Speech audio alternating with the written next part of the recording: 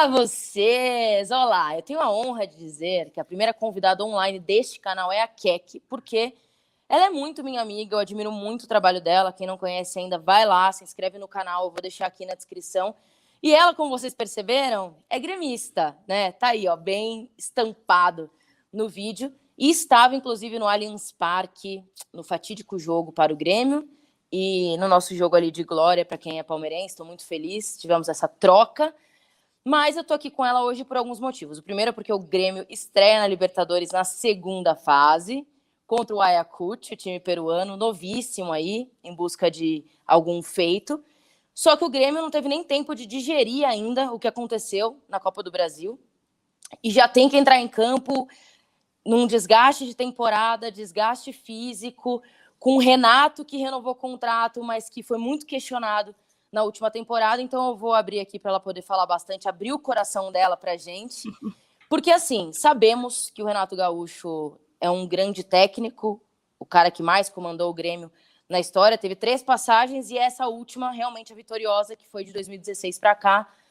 Ganhou a Copa do Brasil em 16, me corrija se eu estiver errada, depois de 15 anos sem um título de expressão, né? Foi o Gauchão último em 2010, né?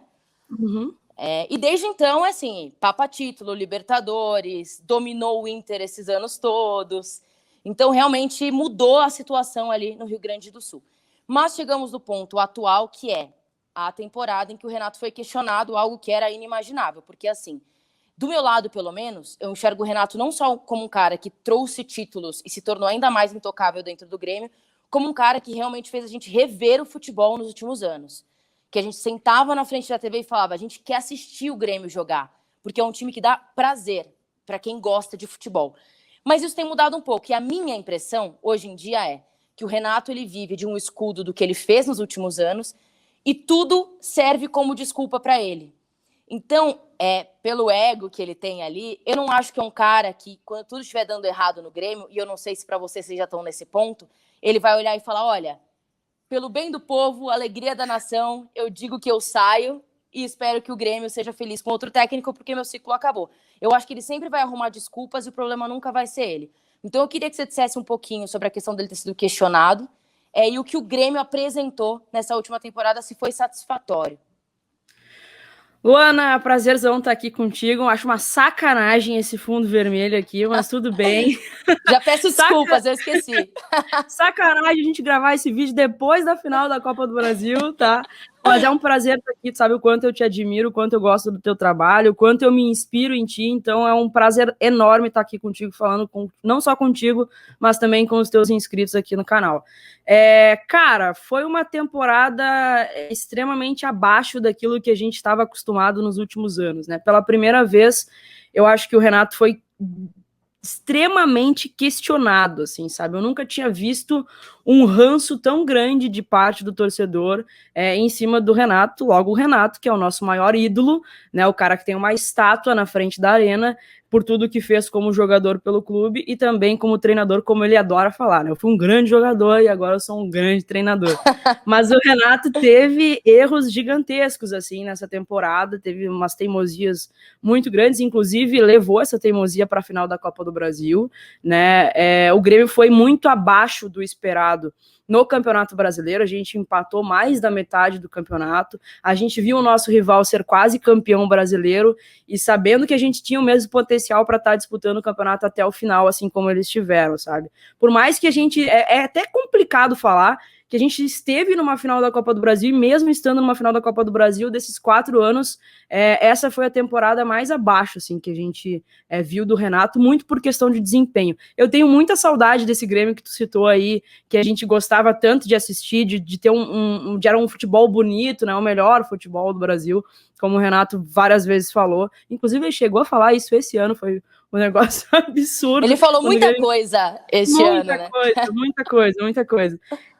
Eu vejo, assim, deu tudo errado no planejamento do Grêmio, tá? Não é tanto que a gente vai disputar uma pré-Libertadores esse ano, né? A gente, numa temporada tão atípica, que a gente teve pandemia, que a gente está em pandemia ainda, numa temporada que a gente não vai ter pré-temporada, a gente tem que disputar logo 3 dias depois, 4 dias depois de uma final de Copa do Brasil, disputar uma Libertadores, sabe? Isso, assim, para o nosso planejamento que já foi complicado em 2020, agora 2021 vai ser mais complicado ainda. O Grêmio já entra pressionado dias depois de ter perdido o título da Copa do Brasil. Pra gente vai ser horrível disputar essa pré-Libertadores, mas é o que tem. Mas o Renato vai sem dúvida alguma, chegar pressionado. Pela primeira vez, o Renato não é mais uma unanimidade entre os torcedores.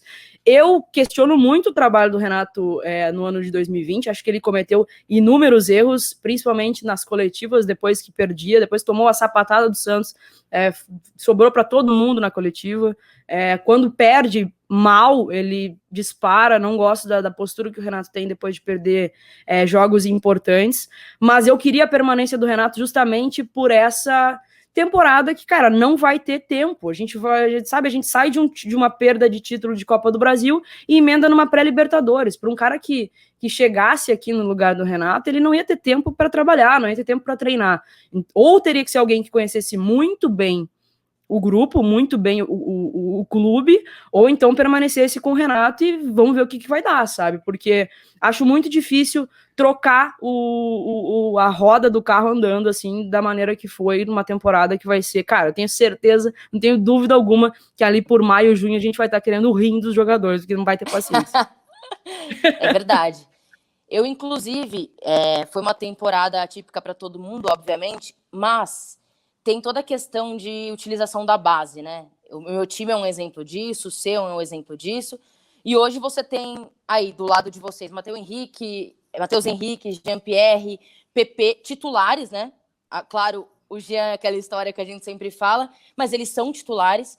E eu dei uma olhada, fiz uma conta e uma pesquisa que de 19 até 21, mais ou menos, só a temporada 19 e 20, vocês trouxeram 29 atletas, né? Entraram no clube. Claro que teve bastante saída também. E 13 só 20 e 21. E são poucos os nomes que têm um destaque pro lado do Grêmio. E os destaques ficaram por conta da base. Jogadores Sim. que têm muito potencial ali. Óbvio que das contratações ali, Diego Souza, Lucas Silva, Everton, foi trocado pelo Luciano, que fez um mega sucesso aqui em São Paulo, foi o salvador da pátria em várias situações. Eu queria saber como fica esse sentimento de vocês de planejamento mesmo. Se você acha que houve um erro de diretoria junto com o Renato de pedidos, ou se realmente os jogadores simplesmente não viraram e deu errado. Então, eu acho que houve tanto um erro de planejamento, acho que as duas coisas, um erro de planejamento e também o próprio desempenho dos reforços que chegaram aqui.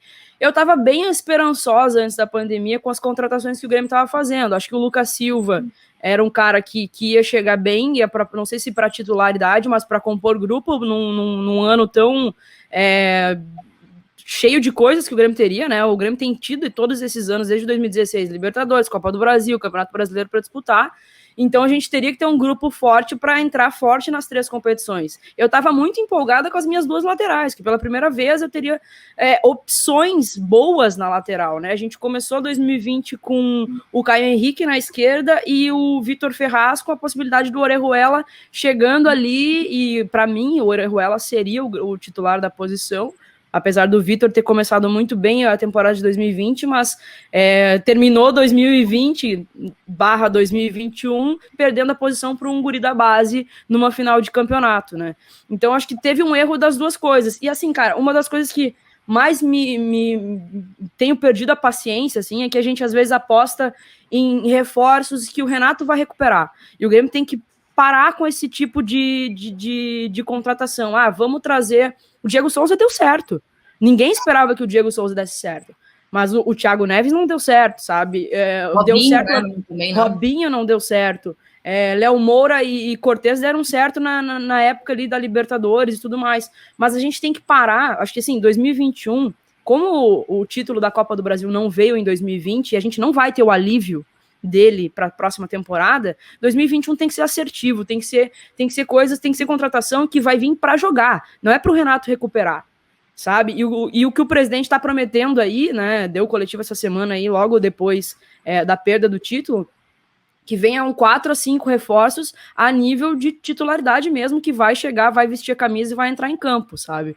Porque, cara, a gente começou uma temporada de 2020, eu estava esperançosa em disputar bem todas as competições que a gente entrava, e a gente chegou numa final de campeonato em que o Renato teve como opção colocar o Tassiano para virar o jogo.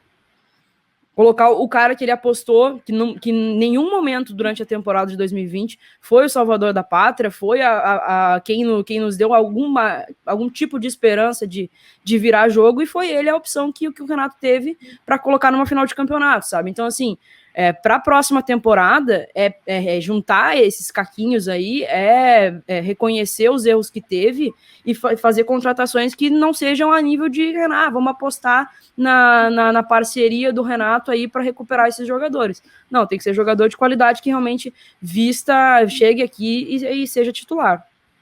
E é sempre um problema ter que recuperar caquinhos com a roda já girando, né? E tendo que apresentar resultados. Até queria aproveitar isso que você falou sobre recuperar jogadores, que é uma característica do Renato. Eu tenho uma percepção, assim, que eu quero ver se você compartilha comigo, que é sobre goleiros.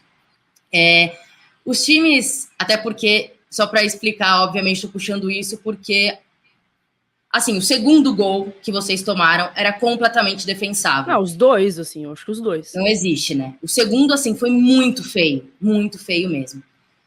E eu sempre... times menores, que geralmente já entram no campeonato tendo que visar a briga contra o rebaixamento, eles sempre têm goleiros absurdos. Porque eles sabem que vão passar pela defesa deles o tempo todo, então o goleiro tem que sempre responder. Já os times grandes, eu tenho a percepção que é a seguinte, como é o caso do Palmeiras. A nossa zaga é muito boa. Então, vai passar 1, 2 ou 3 bolas surreais durante o jogo, porque vai ser aquela falha que, assim, provavelmente vai sair o atacante na frente do goleiro num contra um. E aí o seu goleiro tem que estar no nível lá em cima para pegar essa bola.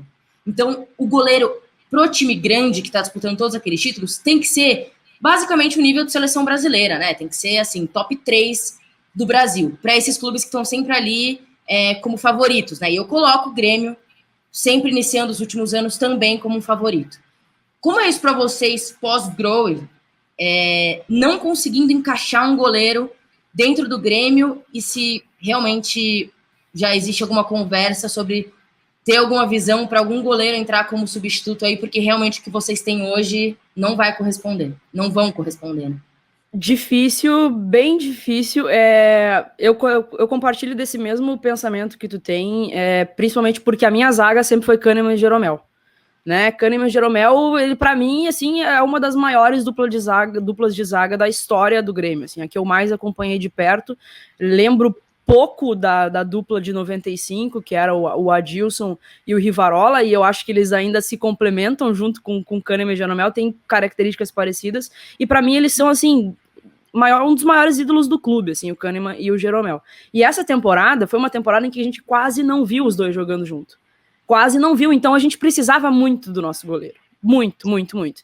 E aí uma coisa surreal que acontece no Grêmio, e principalmente aconteceu nesses dois títulos, nesses dois jogos do título, é que o Paulo Vitor, ele foi ele foi o substituto do Groi em 2020, né, não, 2019, quando o Groi saiu em 2018, ele foi o substituto. E ele foi, com todo respeito ao Paulo Vitor, mas ele foi insuficiente na campanha de 2019. O Grêmio tomou 2 sapatadas, uma delas foi um 5-0 contra o Flamengo. Ali o Grêmio percebeu que precisava contratar um novo goleiro, trouxe o Vanderlei.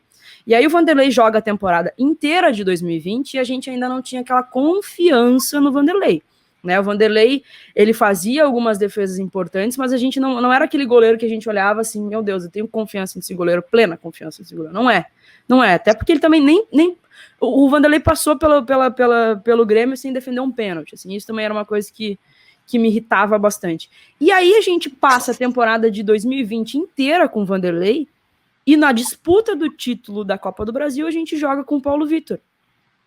O goleiro que foi insuficiente para o Grêmio em 2019 foi suficiente para jogar a Copa do Brasil. E não vai ser mais no jogo de hoje contra o Ayacucho.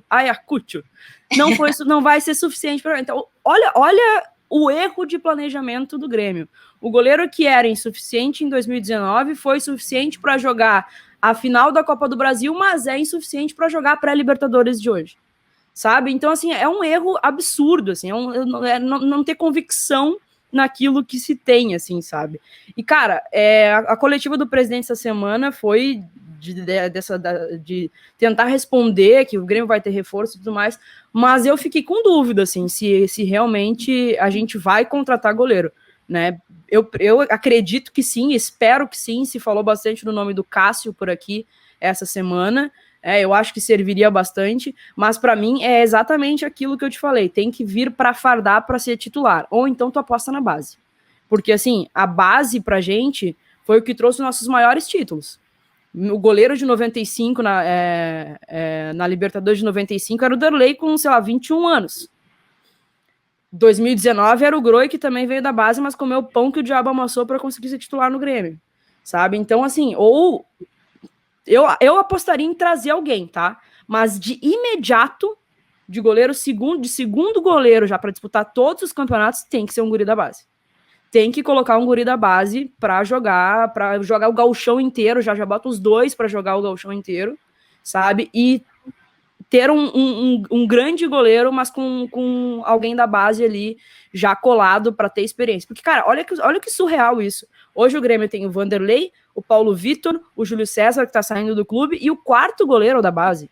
Uhum. O quarto goleiro do Grêmio da base, logo a gente que, por história, sabe, por tradição, tem com grandes títulos com goleiros de base, assim. Então, essa questão do goleiro, cara, é uma coisa que pega muito a gente, assim, e desde a saída do Groi, porque o Groi foi muito, muito ídolo aqui, não só por ter ganhado, por ter vencido os títulos da Copa do Brasil, né, da Libertadores, da Recopa e tudo mais, mas por tudo que ele passou aqui. O Groi teve uma história muito, muito forte aqui no Grêmio por toda a trajetória que teve. Toda vez que ele ia tentar se ele ia ir para titularidade, o Grêmio contratava um outro goleiro. Foi assim com o Dida, sabe? Ele comeu o pão que o diabo amassou. Então, assim, é difícil, tá? É difícil vir alguém e substituir o Groi, mas a gente teve aí provas vivas nessas 2 temporadas aí que a gente vai precisar contratar um goleiro também. Eu acho uma pena, assim, porque às vezes um jogador tem a carreira meio que jogada ladeira abaixo por escolha técnica. E eu acho que realmente o que o Renato fez assim foi um pouco inexplicável com essa escolha. E ele não ser o titular agora na pré-Libertadores só mostra assim, olha, querido, você pode sair pela porta se você quiser, porque você destruiu o nosso ano. Sendo que assim não é uma culpa dele, né? É uma construção. E claro, se ele não tinha a capacidade de ser o goleiro titular do Grêmio, não cabe ao atleta falar isso, eu não vou entrar porque eu não sou capaz, né? Então, acho que foi muito complicado tudo isso. Mas realmente, vejo um cenário... Não, e ele vinha bem, tá? Os jogos que o Grêmio teve ali com o time alternativo no Campeonato Brasileiro, o Paulo Vitor foi super bem, tanto é que teve essa dúvida aí, para tu ver como a gente não tinha consistência no gol, não tinha uma convicção no gol, porque os jogos do Paulo Vitor no Campeonato Brasileiro credenciaram ele para ser titular na final da Copa do Brasil, sabe? Cara, é um negócio assim que tem coisas que acontecem no Grêmio e são inexplicáveis. Não dá para entender. Mas e tá todo mundo falando, né? O Grêmio vivia agora um cenário de reconstrução.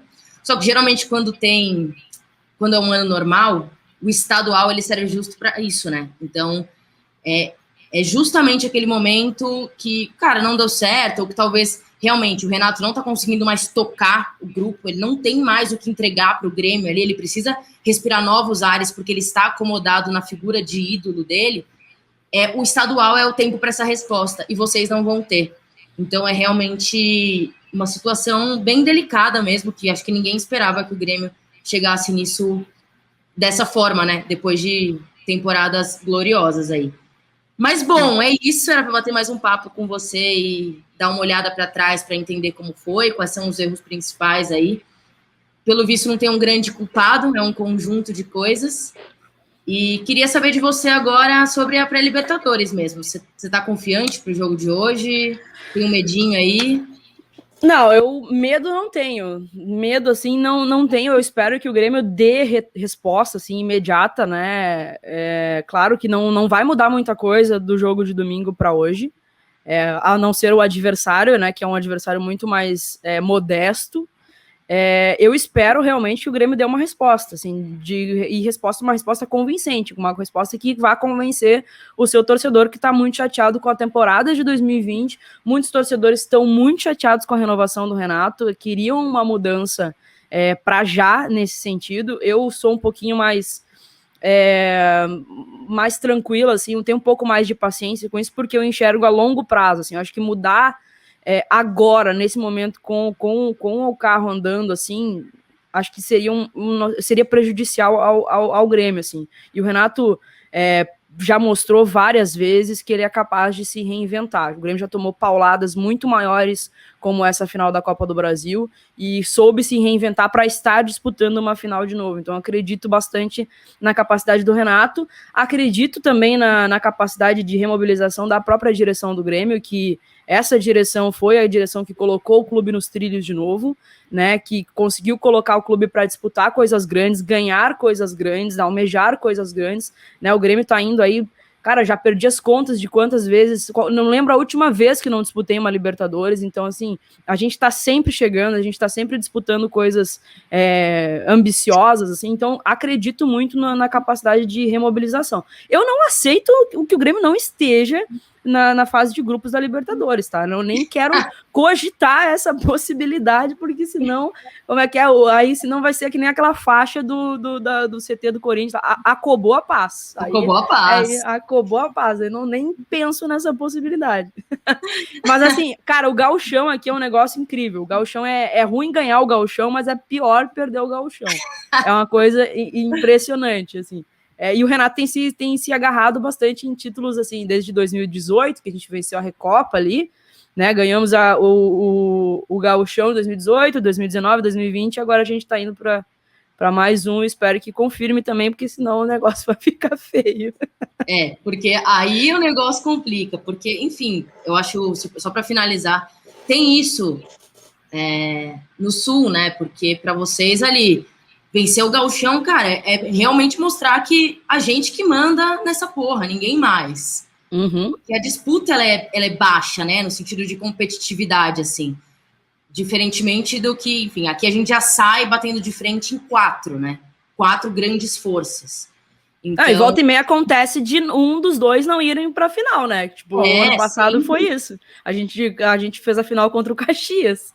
Então, e a gente olha de fora e fala, o que tá acontecendo, né? Teve um período aí no começo da temporada que falaram que o Grêmio ia cair no gauchão. Cara, aquele imediatismo do torcedor, sabe? Tem coisas assim que são inexplicáveis. Tem que botar a base para jogar, tem que botar o grupo de transição para jogar. Aí acontece, por exemplo, o Inter já empatou uma partida e perdeu uma partida no gauchão, já tá todo mundo. Não dá para botar a base, não dá para correr o risco de ser rebaixado no gauchão, sabe? Então é aquela coisa eu quero, mas também não vou querer tanto se der ter errado logo ali na frente, sabe? E aconteceu isso, acho que foi em 2018 com o Grêmio, assim, o Grêmio começou o gauchão com o grupo de transição, correu o risco ali de ser rebaixado, de precisar ganhar um Grenal, né, para não correr nenhum risco de ser rebaixado no gauchão, e no fim deu tudo certo, mas é um pouco da falta de paciência do torcedor e também falta de convicção, né? Sério, muito bom. Keck, muito obrigada, sempre ótimo bater um papo com você. Eu só lamento que essa pandemia tá rolando e que a gente não possa fazer isso ao vivo, mas um beijão, pessoal que assistiu aqui, curtiu. Vai seguir a Keck, assim, porque, cara, ela é demais e ela entende pra caralho tudo que você quer saber do Grêmio. A TV não vai te falar, então vai descobrir com ela, porque ela vai te dar o caminho. Lulu, eu que agradeço, obrigado pelo espaço, obrigado pelo convite, sempre que precisar, é só gritar. E eu te espero aqui no Sul também pra gente fazer alguma coisa, né? Depois que essa pandemia passar, assistir um jogo junto. Infelizmente fui pra São Paulo, agora a gente não pode se encontrar, mas a gente vai ter oportunidade, sem dúvida alguma. Um beijo pra todos. Tamo junto, dale Grêmio. Beijo.